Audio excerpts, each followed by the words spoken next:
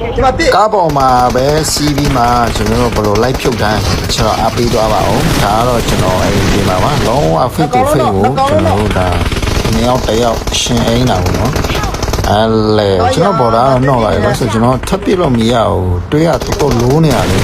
ဟိုကောင်ကကွာပါခေါ်တော့ကွာအဲ့ဒါပဲစိတ်ဒီငြိမ်နေထိုင်းမှာခုကပါခေါ်ပေးလိုက်တယ်ဒီကောင်ကပါခေါ်တယ်ဆိုတာအဲ့တော့ဟိုကောင်အမားလေးနဲ့လှလေးကျွေးပေးလိုက်တယ်ချစ်တာတဲ့ဒါလေးကတော့ခေါင်းအုပ်ထားတဲ့အခန်းလေးပါကောင်းတော့ဒါတော့1B2ဖြစ်ထားကျွန်တော်မကောင်းပါဘူးဒါလေး 1B2 ပါတော့စေတီတီငင်းငင်းလေးကအဓိကဒီ fit ဖြစ်မှာလို့ကောင်းတယ်ဒါတော့ S3 ရဲ့အမှန်ကန်တော့တော့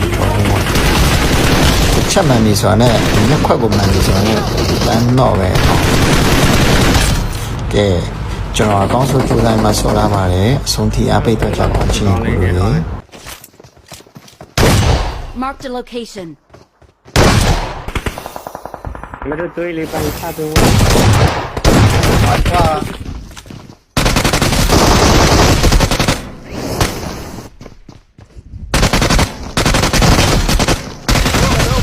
နောက်